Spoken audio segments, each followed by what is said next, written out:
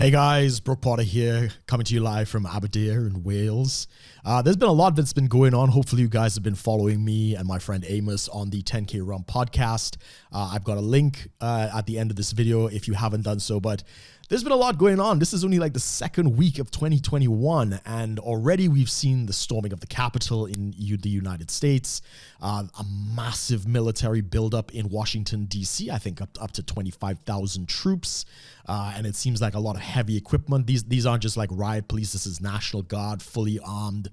Very, very suspicious stuff. And as of yesterday, a very strange thing I found out, there was a internet blackout of some kind in the United States, seems to be in DC and elsewhere.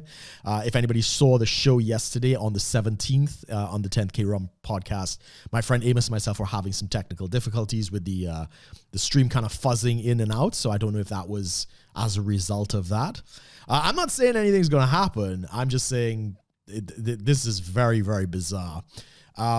So, I mean, the situation in the U.S. is in a couple of days, and what is it, 2 days, Biden is said to be sworn in. There are some people out there that are absolutely convinced that somehow Trump is still going to pull this off. I don't see any legal way that he can do that. I mean, it's possible that there could be military action because the military has their own form of justice if it is that they charge people for treason and other things. That's a possibility, and some people are tying that to the troop buildup that we see in Washington, D.C., and maybe that's something. I don't know. That's I mean, that would be very spicy indeed. But part of the fallout from all of this has been the massive tech censorship that has come out with the banning of Donald Trump from Twitter, and I think about eight or nine other platforms, so Instagram, Facebook, Shopify, Spotify, Pinterest, and others. Which is quite disturbing. I think a lot of the world leaders are kind of like, how the hell can you deplatform a sitting president of the United States? This is insane. And, Trump went from his personal account on Twitter, which was at Real Donald Trump. He went over to the POTUS account, the President of the United States account, tweeted there. They deleted his tweet. And then I think he went to the Team Trump, which is kind of his campaign Twitter. They deleted that as well and deleted those tweets. So I mean, if they can do that to the president of the United States, who the hell are we, right? Like who is not going to be subject to this type of censorship? And as a result, there's been a mass exodus from the mainstream social media. Couple that with the WhatsApp update that has recently come out. For those who use WhatsApp, they've announced that they're going to start sharing data with Facebook. I know Facebook owns WhatsApp. That's not a thing, but they're going to start sharing the data to help target ads and so forth. This, of course, is the business model of Facebook. But I mean, the whole reason people went onto WhatsApp was the end-to-end encryption, and they thought privacy and all these other types of things. But if that data can be shared with Facebook, that's clearly a breach of security, and some people are concerned. I'm concerned. I got all kind of nudes and videos and crazy shit on my WhatsApp and stuff like that. Not that I really give a shit, but I have made the switch over to Telegram and Signal. If you want to find me there, that's fine. I'll actually put a link to my Telegram. You can look me up there. But at the same time, I'm actually part of a couple of groups where a lot of Trinidadians who you'd think, they're not really involved in this political space and stuff like that, what's going on in the US and the UK and elsewhere.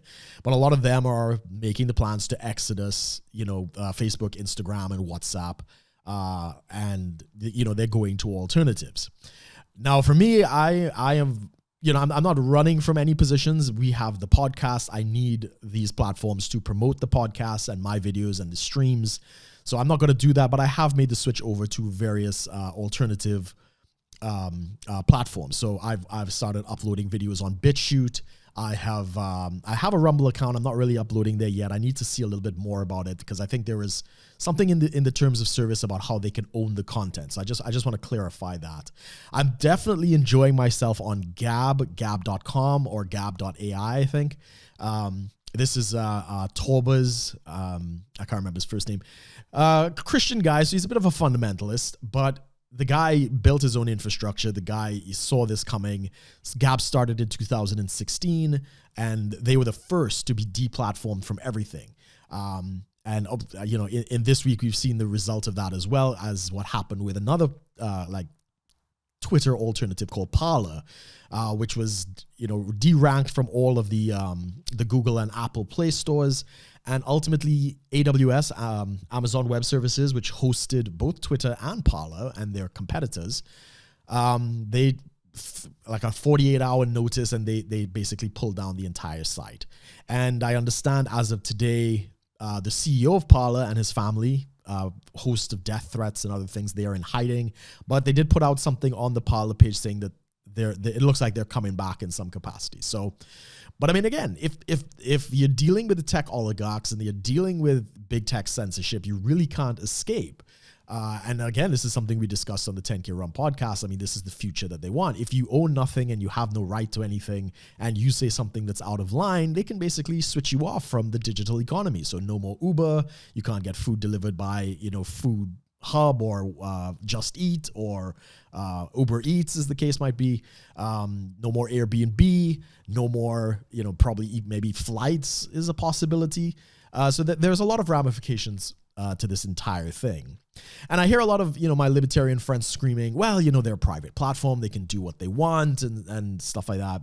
That's true to a certain extent. If they're doing it, just in terms of a breach of a terms of service, they can do that. But what we're seeing here is it's politically driven. In the US, we don't have the same constitution out in the UK.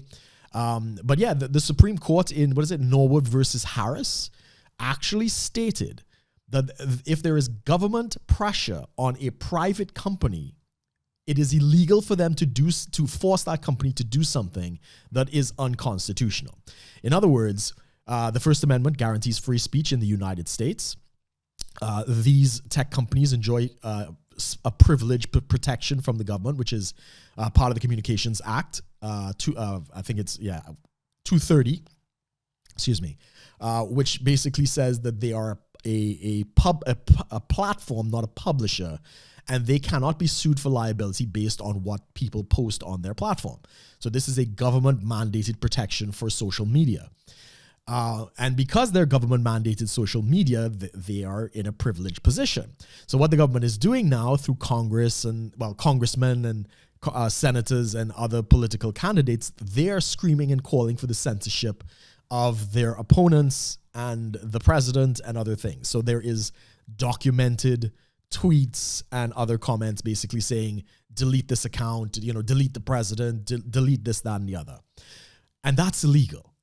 You cannot put pressure on a private company that enjoys government protection to get around the First Amendment.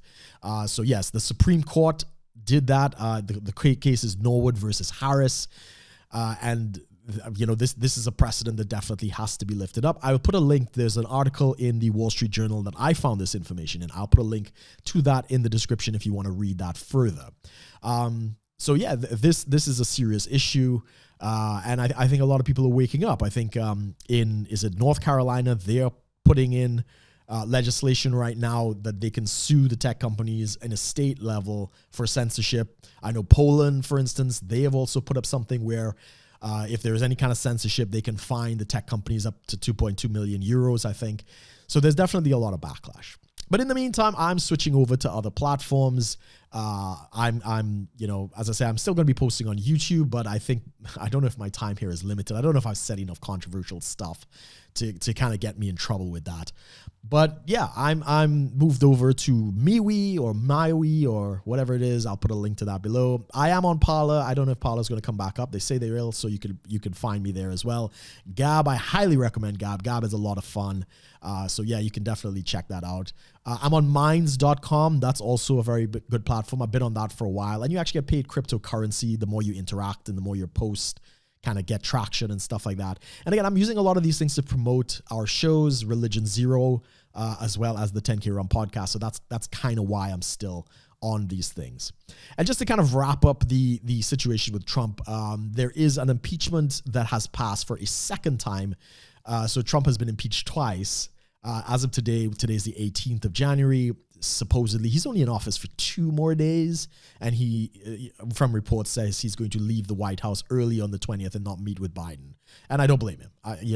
The situation of the election is definitely harsh, and he's been treated very unfairly. So I don't see any reason to necessarily stick around for that. I wouldn't blame him for that.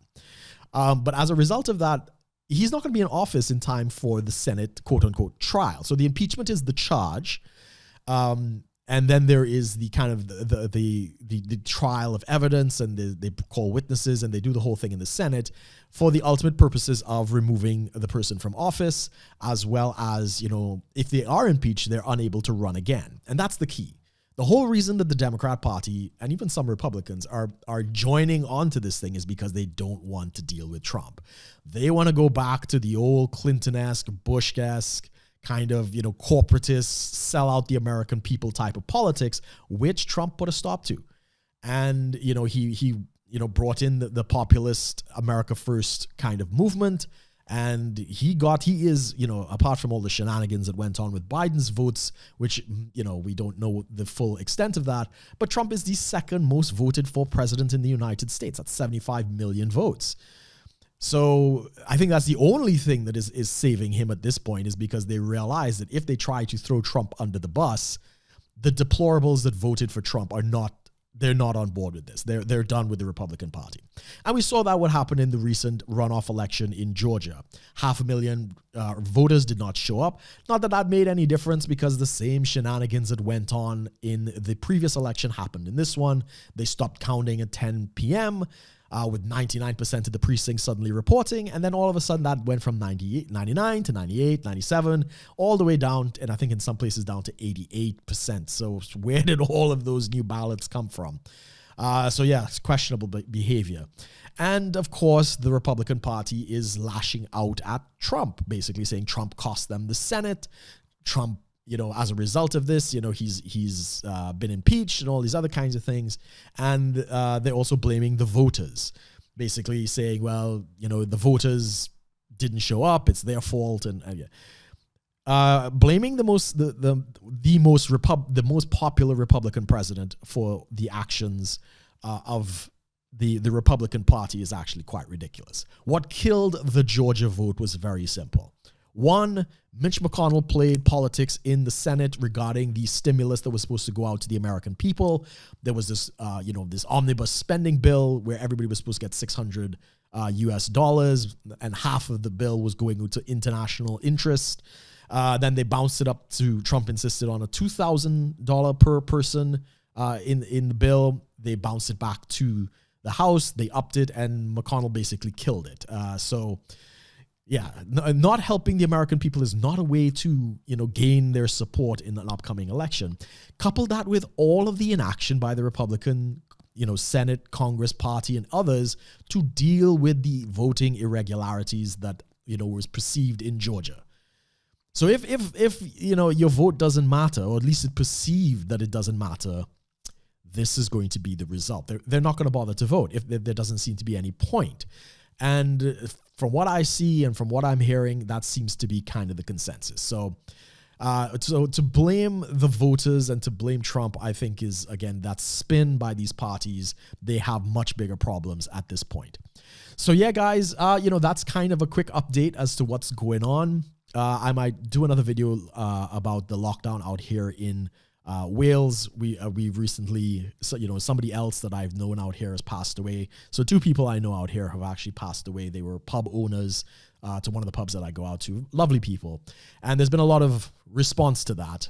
So I might do a video concerning that.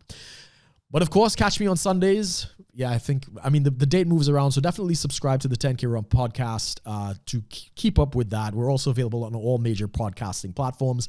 Look out for Religion Zero. There's a playlist on my channel if you want to kind of follow along with that. And as always, guys, thanks for watching. Everybody stay safe, and we'll talk soon. Take care.